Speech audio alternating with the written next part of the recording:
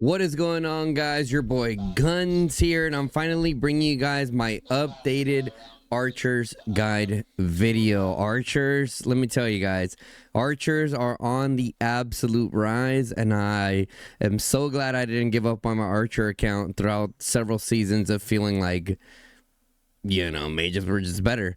I'll get into the topic of are mages better, are archers better. The main thing that you guys are coming here for is all the talents and essentially everything that I'm running on my marches.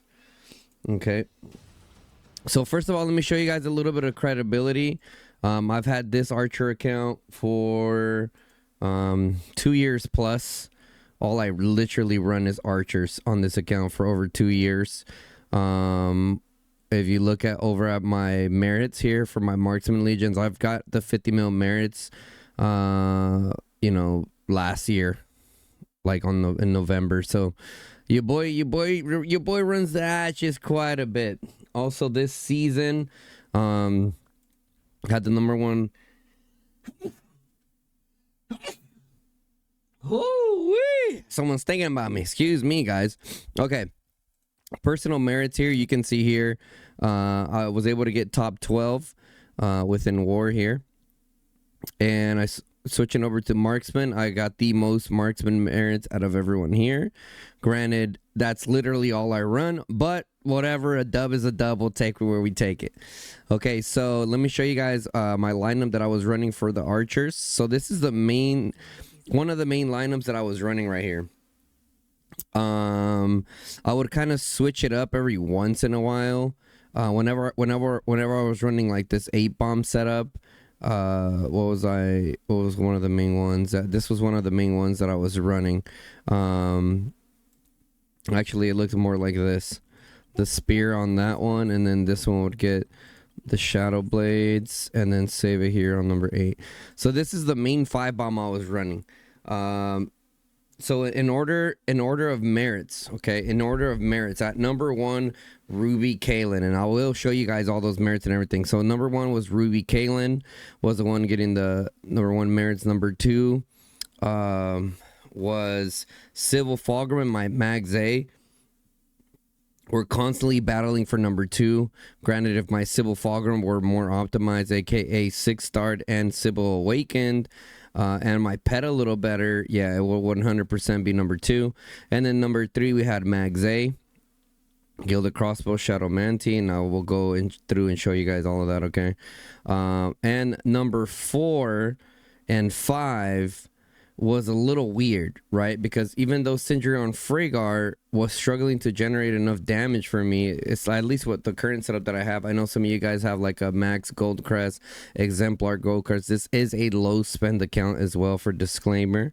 It was still trading really well. So even though, it's starting to fall off, it still did its thing.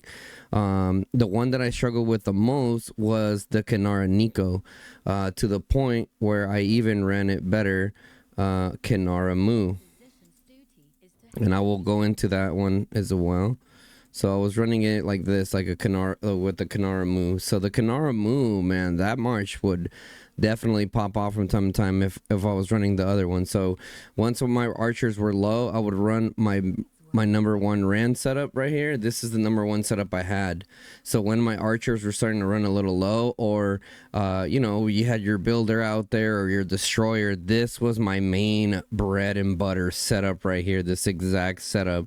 The Kanara Mu with the Heart of Kamasi Exemplar and the Sand Lizard allowed it to survive, to not be so dang squishy, right? Especially with the Exemplar Heart of Kamasi. On top of that, the Civil Fulgrim with the spear just gave it that umph that it needed, because my Iron Tusk is only level 1. Okay, anyways, guys, let's go straight into the talent trees. So at number 1, we got Ruby. Okay, at number 1, we got Ruby set up here. So here is the talent tree. I believe I'm running at like 31% march speed, if I'm not mistaken. 15, 6, 21, 31. Yeah, I think I'm running at like roughly 31% march speed. So here's the setup that I have. That's absolutely cooking for me. And let me show you guys the march. Ruby. Okay, so here I have the Max Roaring Rager. I mean, this is one of the best artifacts, if not the best artifact in the game.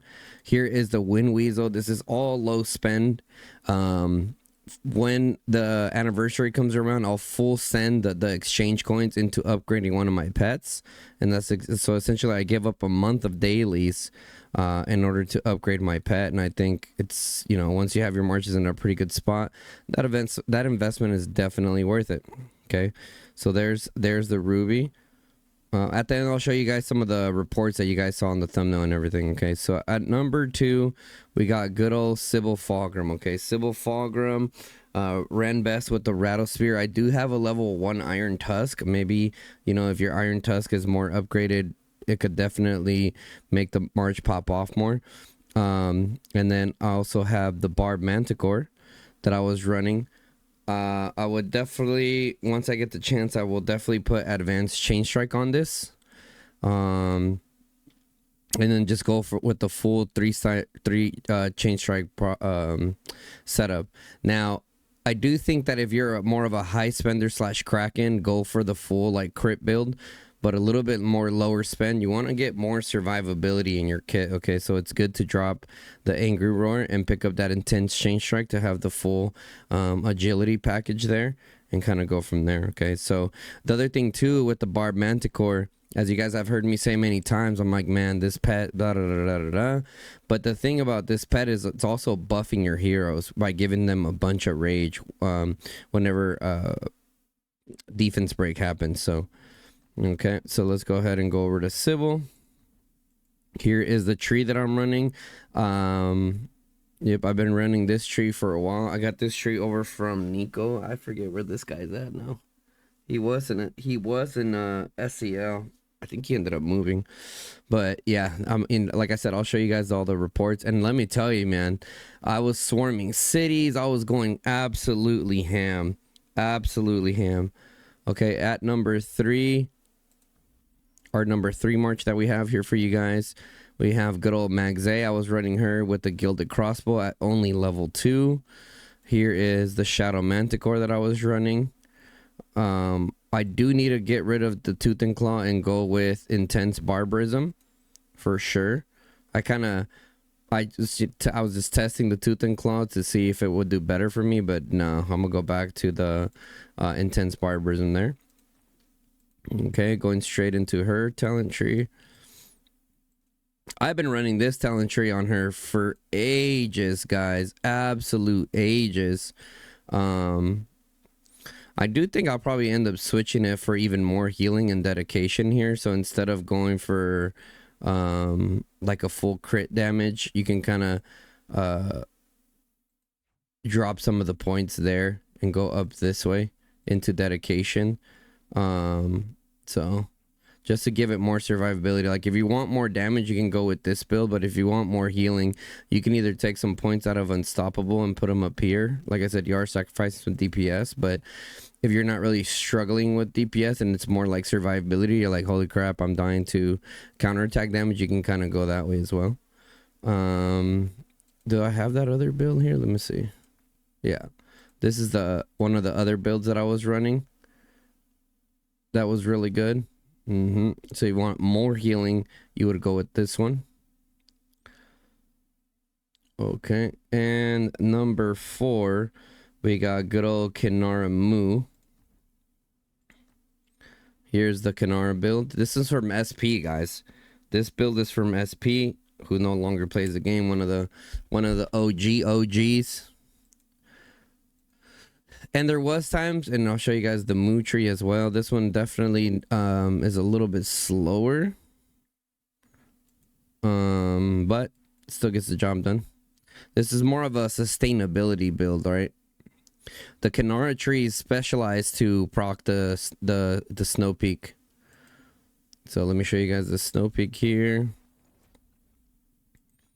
Boom, boom, boom, boom, boom, boom, boom, boom, boom, boom. So this is the Snow Peak that I was running, the 3-star. Like I said, this is a low spend account, and like, man, I wish I wasn't low spend on this account. There's so many times I've had to hold back, guys. I'm like, oh my goodness, bro. Okay. And then finally, good old Cindrion Freygar. Now, like I told you guys before, Cindrion Freygar with a Heart of Kamasi and a good 3-star Sand Glizzy is still getting trades. It's still getting some pretty solid trades, 2.0 plus. So, what I will say for some of you guys like that are archers that are coming up, you know, I told you guys purposely in the beginning of the video like which archer marches are the ones that are getting me the most merits, that way you guys can make your investments accordingly. Like, okay, like you're not going to start at March 5 and 4 as soon as all these SOS heroes become available. You're going to invest at the top, which is Ruby Kaelin and so on forward, right? So but you know, if you are awakening heroes rather quickly and you're trying to get some more archers into your lineup, you know, I still would say Cindrion Freygar is still worth it, especially once you guys get a gold crest max and get that extra crit damage. I mean, I'm sure these heroes are still crazy. But like I said, G6 archers around the corner, you got to be very careful. Let me show you guys the Cindrion build that I have. Okay, here's the Cindrion build that I'm running. More healing, more crit. Yup. Okay, let me show you guys some of the reports that we have. Now, when it came to the reports, they kind of varied. Okay, like this one right here. Look at this one. This one was absolutely insane. 372,000 merits on the good old Ruby Kaelin. You can see here when healing 708,000, healing 460k healing. Like, guys, this is absolutely insane. The Wind Weasel, in my opinion, is the best range pet in the game currently as far as damage goes, right? Because you could slap a Sand Lizard on this build and potentially get a juicier merit here, but you wouldn't get as much damage as this pet, right? Because you're doing, you know, got the chain strike package and the pet itself doing a bit damage, but the main thing doing the damage is that chain strike package. I'm telling you guys. Another one here with the Sybil Fulgrim, like just swarming cities and stuff like that. I will, because archers are really good at swarming cities, okay, compared to like mages, for example. Here's some more reports. Here's some, like, this is actual field reports right here. Check this out. 104, 82, 107. Did this one die? No, I still had 70 or 200k remaining. Like, I'm telling you guys, like, it's pretty, see, 145k remaining. Like, these are all field tested, field proven marches. I'm telling you guys that are really good. Now, if you're in a higher level KVK, obviously you're not going to get as many merits, but you know, you can still see the difference in performance here. You can see how good the Sybil Fulgrim is doing as well, even though my Sybil's 4-star. We'll see how the new archers do. The new archers aren't doing as good, which I would imagine the new archers are going to absolutely pop off. So yeah, those are some merits there. On the lower end, like the Kanara, the Magze, the Sybil Fulgrim, the Cindrion Freygar, they were all ranging from like 40k up to like 100k, right? Anywhere in there is like the consistent merits you were getting. Now, Ruby Kaelin, she doesn't have limits. It was always, unless you got blinked on or cav rushed or just like swarmed down, 100, 200k plus merits every single time, guys. You know what I mean? So to the point where I'm even considering going for a Ruby Kaelin on my main account. Like, I'm not even kidding you guys. She is that good. But yeah, guys, I mean, that pretty much sums up everything. I'm showing you guys some, just kind of scrolling through some of the merits here. You can see I'm just dumping merits, absolutely dumping merits. I also had my highest merits earning this season. 31.1 million merits. We had an absolute banger of a Dragon Zone. It was looking a little grim in the beginning, but you know, I was like, you know what? Let's keep grinding. We just continued pushing. Our allies continued pushing, and ultimately we were able to get the job done this season. You know, we'll do an upcoming video with kind of like the summary of everything, showing all the alliance merits and all that. Well, yeah, guys, that pretty much sums up everything. The talent trees, the pets, the artifacts, everything I was running. My 5 bomb down to my 4 bomb, down to my 3 bomb. I told you guys the rankings and merits from them, the ones that I would recommend you guys to go with. And kind of to close out the subject here on the video between mages and archers, I put it as simple as this. If you're someone that wants to get into the enemy's face and punch as hard as possible, that's archers, baby. The archers are literally tip of the spear. It's meant more for the player that plays a little bit more aggressive. However, if you run a sand lizard build, you know, something you're going for a little bit more sustainability, you could still play a little further back and not play as aggressive. But I mean, in my opinion, archers are meant to push forward and put that pressure on the enemy to push them back. Does that come with some sevs? Yeah, but I mean, that's the style of player that it accommodates to, is that aggressive player punching holes and things. Now, you want to go a little bit more reserved and stuff, you know, be a little bit further back, take a lot less sevs, go mages. Right? Like, that's really what it comes down to. It comes down to whatever you like having fun, because some people, they'd rather get in someone's face. So that's the way that I describe them. So in terms of like which one is better, well, it really just depends on your play style, right? Because especially now, since they did the big buff to the archers, specifically Sybil Fulgrim and Ruby Kaelin, and just in archers in general, like, you can definitely be a top merit earner, if not more than mages, if you're playing your archers correctly, because you're doing so much more damage and you're generating merit substantially faster, right? So, and that's the way that I look at it. So, you know, you guys can take that for what you want there. I know some of you guys just want a plain old, oh, go mages, oh, go archers. Like, no, it's not that simple. It really isn't that simple. Yeah. But anyways, guys, if you guys enjoyed the updated video, up and coming one that we're going to have next is the mage one. I realized I haven't done a mage one in a minute, so hope you guys enjoyed this one, guys, the talents and everything I had to show you guys.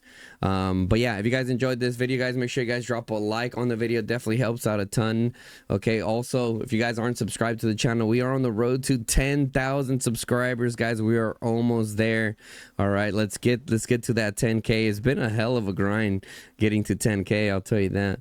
But yeah, anyways, guys, also in the description box, you guys will see my Farlight link. So make sure that whenever you guys using the Farlight store, you guys use my link. That way, I get credit for that, for evaluation from the devs. Shows them my level of influence with the community that we have going on here. I do not receive any monetary value from it. Just helps towards, you know, evaluation. So appreciate all the love, guys. Let's continue pushing forward. All right, guys, no matter how chalk our KVK is. All right, guys, it's your boy Guns, and I'm out. Peace, y'all.